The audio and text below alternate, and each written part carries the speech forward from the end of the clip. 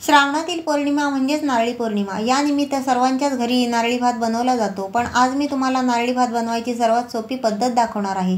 अगदी तुम्ही नवशिके असाल तरी तुमचा भात चुकणार नाही याची गॅरंटी. आणि भात अगदी मोकळा सुळसुळीत बनून तयार होईल. चला तर मग सुरुवात करूया.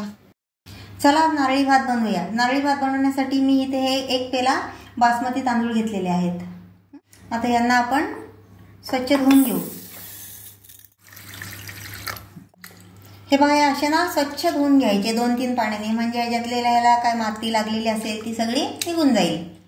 हे बघा, तांदूळ मी 2-3 पाण्याने स्वच्छ धुवून घेतलेले आहेत. आता यांना मी 20 मिनिटं पाण्यामध्ये भिजत ठेवणार आहे.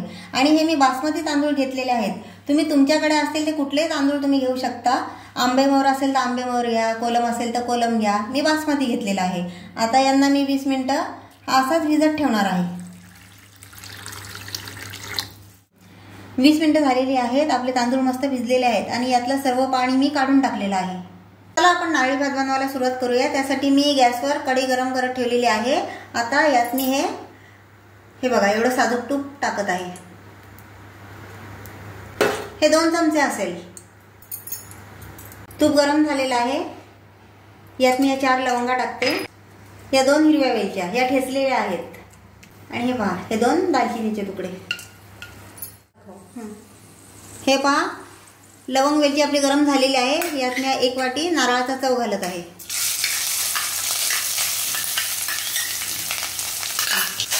हा आता असा मस्त हलवून घ्यायचा. गॅस स्लोच ठेवायचा, नाहीतर मग हा करपणार. 5 मिनिटं परतून घ्यायचा. हे पहा, 5 मिनिटं झालेली आहेत आणि नारळातून मस्त सुगंध यायला लागलेला आहे. म्हणजे समजायचं आपला नारळ परतून झालेला आहे. नारळ परतून झालेला आहे. आता यात मी पाणी घालत आहे. आणि हे पाण्याचं प्रमाण पहा, ज्या पेल्याने मी तांदूळ घेतलेले 1 पेला तांदूळ घेतलेले, आता यात मी 2 पेले पाणी घालणार आहे. आणि तांदळाचे दुप्पट पाणी घालायचं.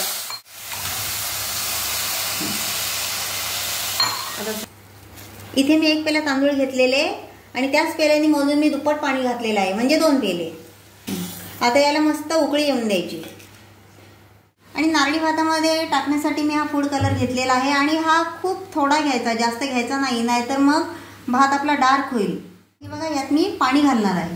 हे बघा, बस. हे बघा, याच्यामध्ये हा फूड कलर टाकायचा. हा बघा, खूप किंचित घालायचा, जास्त नाहीच.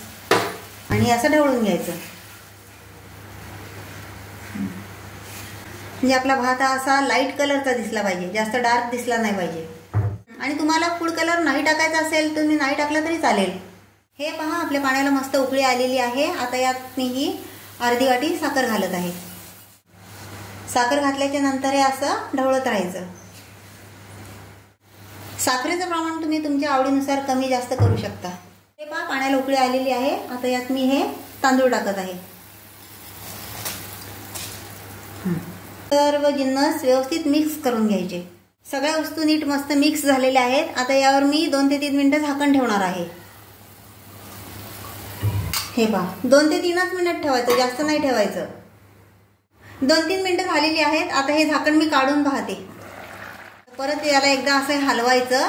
हे पहा, त्यातलं पाणी आटत आलेलं आहे. आणि असे बुडबुडे आले ना की समजायचं आपला भात आता शिजेल. याच्यामध्ये मी आता हे सगळे ड्रायफ्रूट घालत आहेत.